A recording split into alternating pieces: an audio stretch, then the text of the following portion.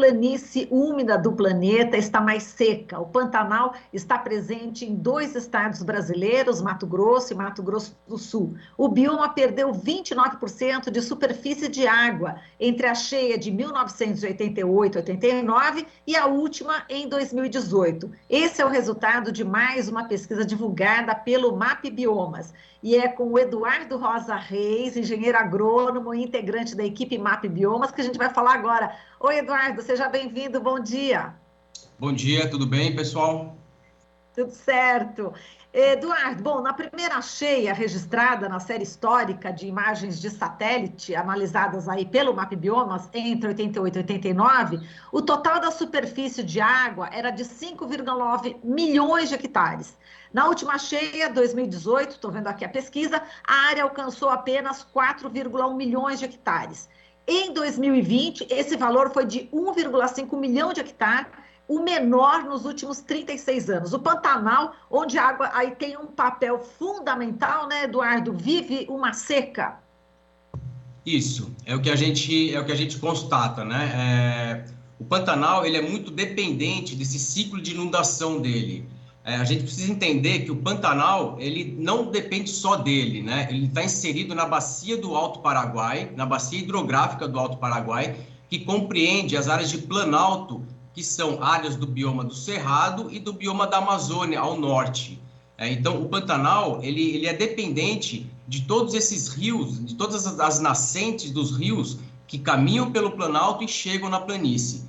Então, esse pulso de inundação do Pantanal, né, esse ciclo de inundação de cheias e seca, é o fluxo, né, é a vida do Pantanal. Então, ele tem essa variação, desde que a gente vem mapeando, desde 1985, a gente tem alguns picos de inundação em 1988, depois vários picos até 2000, esse pico se mantém constante de cheia. De 2000 para frente, a gente percebe que existe uma diminuição desse pico de cheia, né? Em função, a gente tem uma comparação, né, desse dado de campo alagado que a gente tem com a régua de Ladário do Rio Paraguai, né?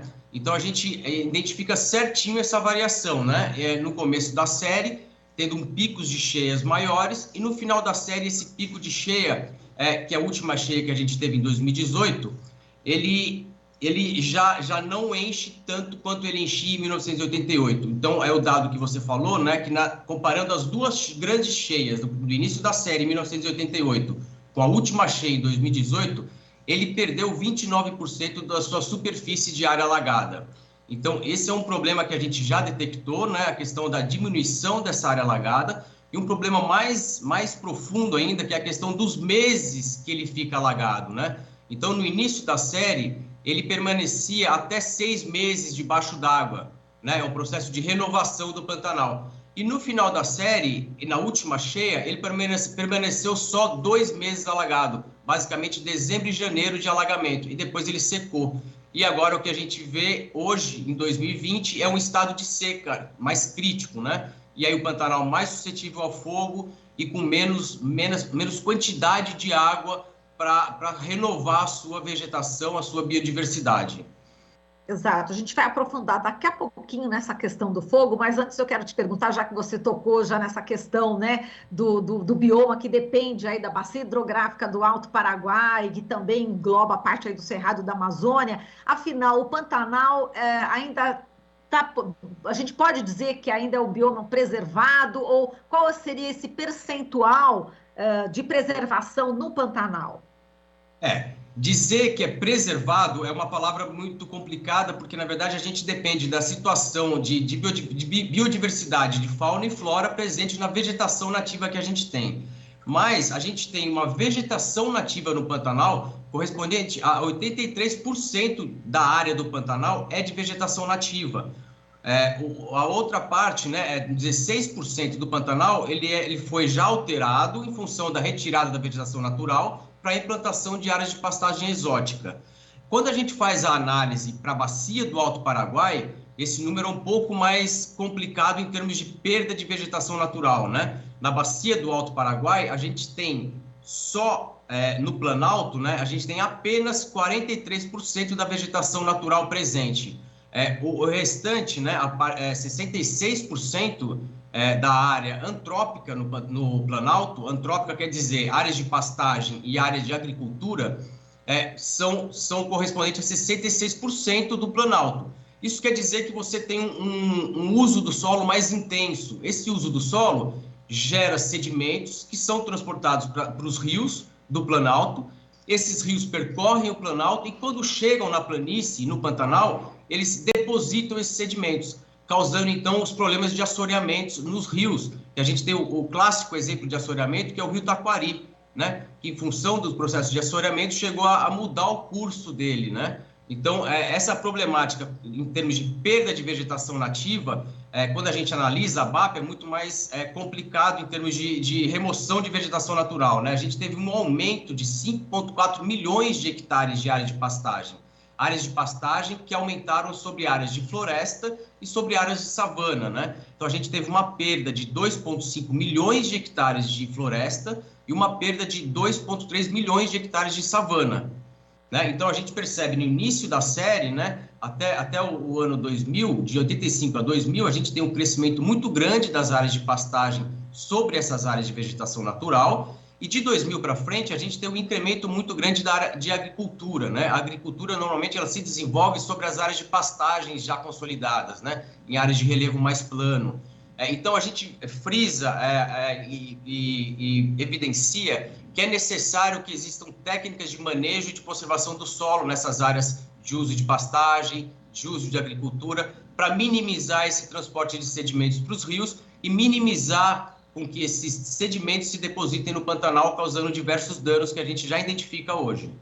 Exato, só para ratificar aqui o que você está falando, a gente vai colocar esse dado, né, a ação do homem no Pantanal, né, praticamente cresceu aí 261%, né, entre 85 e 2020, você já falou em termos de hectares, área de pastagem na bacia do Alto Paraguai dobrou de 15,9% em 85 para 30,9% em 2020, e a agricultura quadruplicou, passando de 1,2% em 1985 para 4,9% em 2020. Já a formação savânica caiu de 24,4% em 85 para 18% em 2020.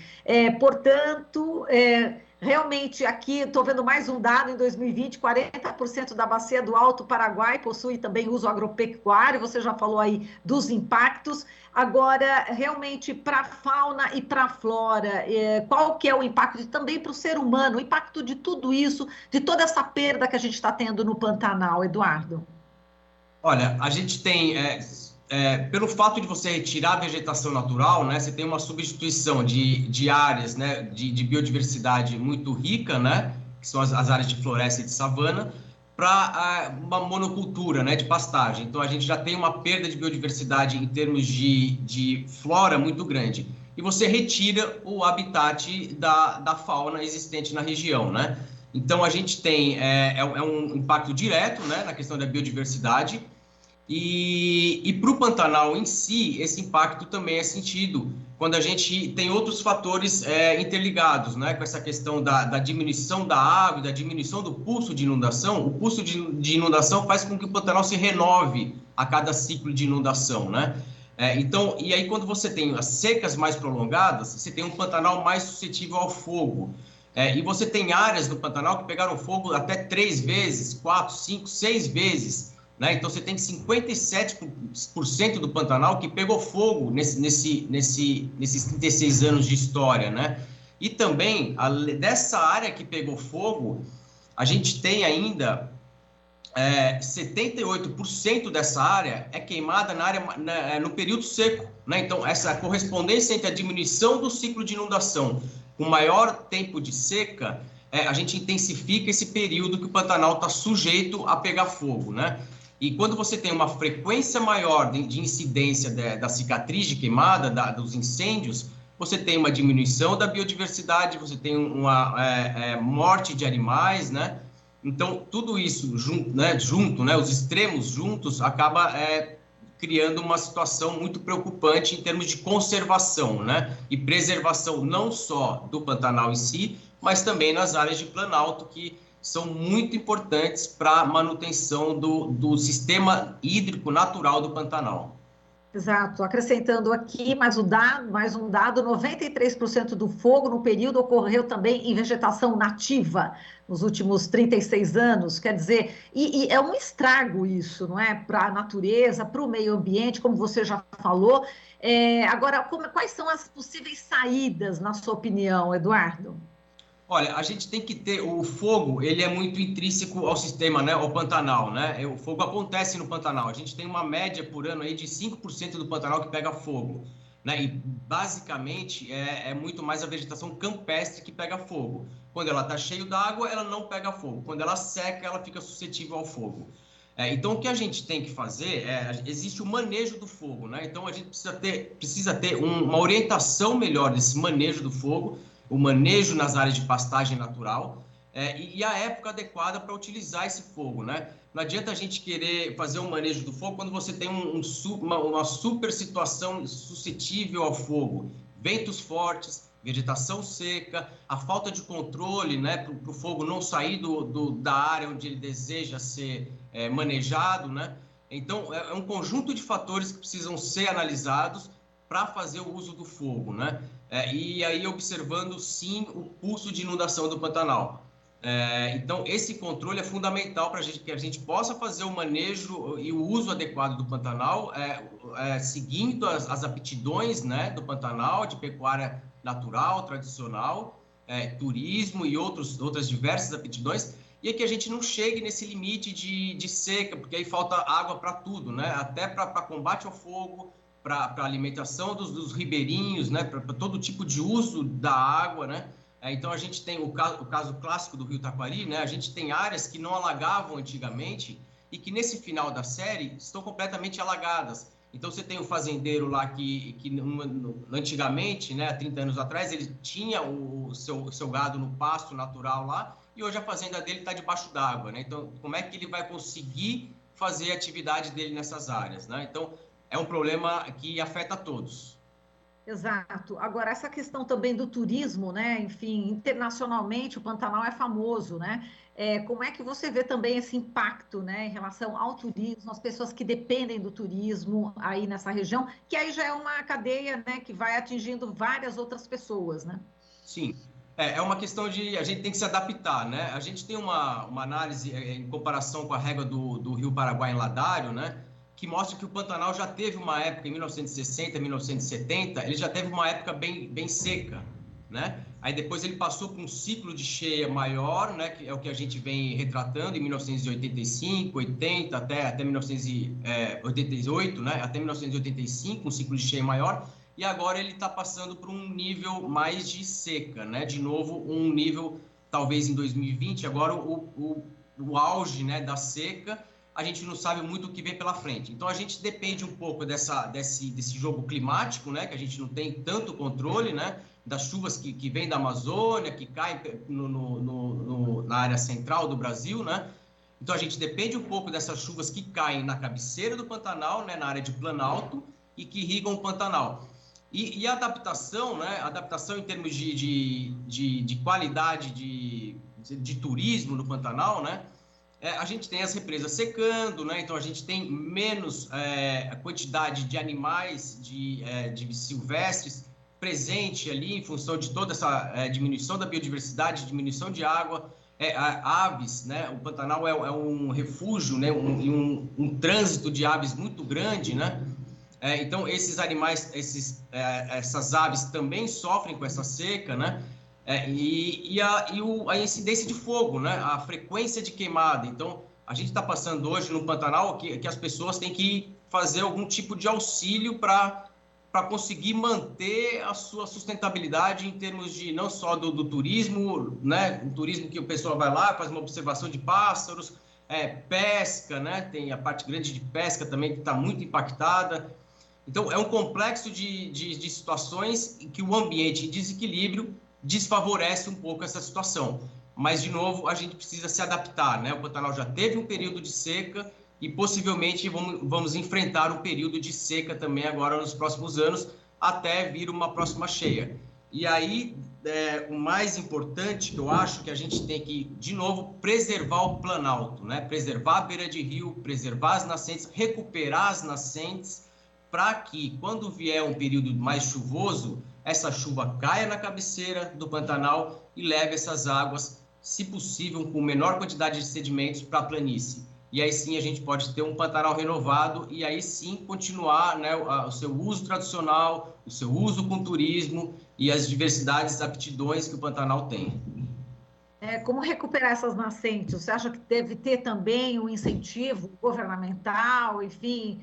Porque o que a gente vê é aquele sacrifício, né, das pessoas, como você falou, as próprias pessoas tentando apagar o fogo, aqueles bichos mortos, jacaré, enfim, é de cortar o coração. Cada vez que a gente vê imagens, né, na televisão, é de desesperador, né? Eu quero até colocar aqui o testemunho e tenho certeza que quem está acompanhando o jornal realmente fica numa situação bastante triste, né, de ver os animais passando por esse problema, né? Mas também num Brasil onde também as pessoas estão também passando muita fome, pegando ossos, né, para comer, é uma tragédia, acho que generalizada, né, Eduardo? Queria que você falasse sobre esse ponto de vista, né, viver toda essa tragédia e as autoridades tão ausentes, como é que você está vendo isso?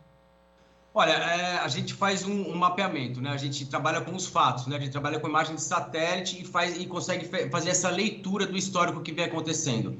Então, a gente tem... É muito grande a perda de vegetação natural que a gente tem. Essa perda de vegetação natural está vinculada à perda de áreas de rios, né? A gente tem eliminação de nascente, né? Em função da retirada dessa vegetação, não só em áreas mais planas, mas em áreas com maiores declividades, em áreas que existem rios, né? Então a gente tem eliminações de córregos, eliminações de nascentes. Então a gente já tem algumas iniciativas de recomposição dessas áreas que estão sendo perdidas, né? De recomposição de área de beira de rio, proteção de nascentes, cercando áreas, né? Então, existe um trabalho com os produtores rurais, principalmente na área de Planalto, né? Para tentar não interferir muito na área já consolidada de produção, mas melhorar e intensificar essa área com técnicas de conservação do solo, obedecendo técnicas de conservação e manejo do solo, para que essas áreas produtivas sejam menos, elas influenciem menos a questão do transporte de sedimentos dos rios e incentivar com que o proprietário mantenha a área de preservação permanente em torno dos rios, protejam as suas nascentes, para de alguma forma a gente conseguir recompor um pouco do que a gente já tinha antigamente, né? Que era um planalto, né? Uma área de planalto mais protegida, né?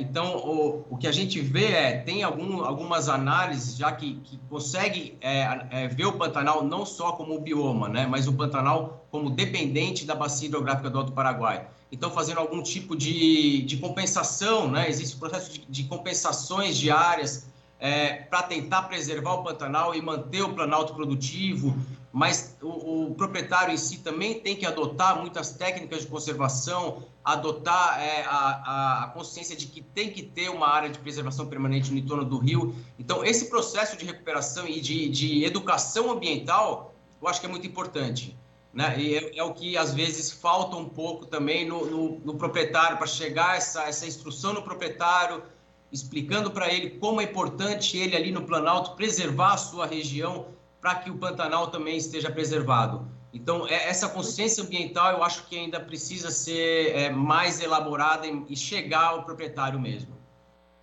Eduardo, eu quero agradecer aqui você, muito obrigada pela sua participação, forte abraço e parabéns pelo trabalho de vocês aí no MapBiomas. Valeu, muito obrigado. A gente está à disposição. Os dados do MapBiomas são públicos, né? É só entrar no site, a gente consegue fazer o download de todos os dados, né? Os dados são para a academia usar, né? Para os pesquisadores utilizarem, para a gente conseguir gerar políticas públicas que sejam eficientes no campo, né? Então, e para tentar preservar o Pantanal que a gente sempre conhece, que a gente viu faz muito tempo aqui, exuberante, né? Então, essa aqui é a história. E preservar esse ciclo de inundação do Pantanal. Eu agradeço a oportunidade.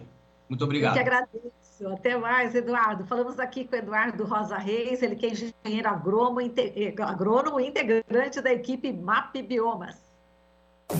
Você está ouvindo Jornal Brasil Atual.